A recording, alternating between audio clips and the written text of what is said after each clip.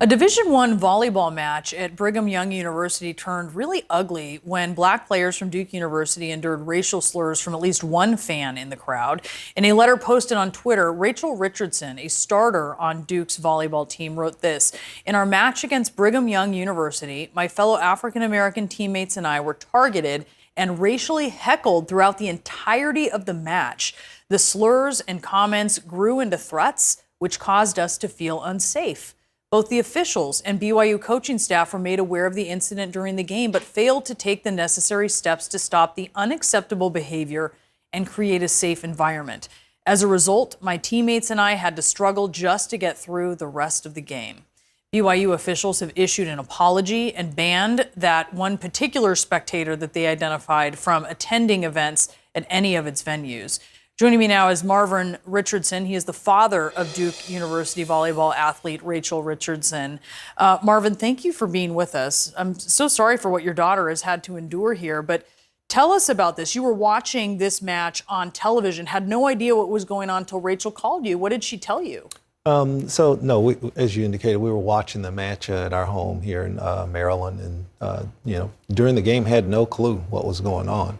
And then after the game, we always talk, and she called, but this was a different call, right? So she was crying, she was upset, and Rachel's not the person who calls and cries over a loss. It's just not who she is. She's been playing the game for a long time.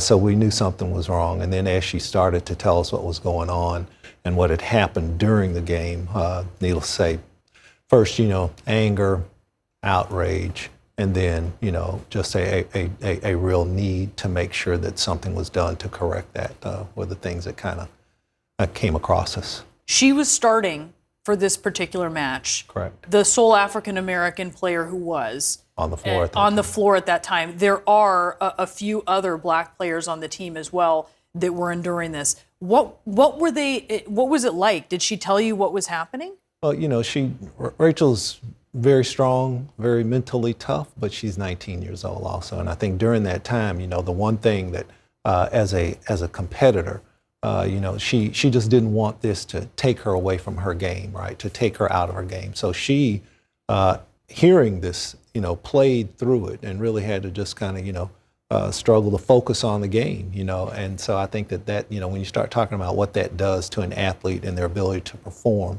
at the highest level under those circumstances, it's just not right, especially not in that kind of a college arena. She lets her coaches know. So the other players, they've alerted the coaches, and they try to take action. What happened? So they made it known what was happening, and at the point in between games, the two different sets when it happened between the second and the fourth sets, that's when they're at the student end of the court, and at some point they moved a police officer down to the student's end of the court, and perhaps that's an action, but is that the only action that should be taken?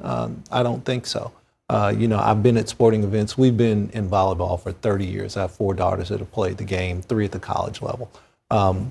We've always had that occasional, idiot that's just there in the crowd, right? But never an atmosphere like this, where she said that she felt afraid.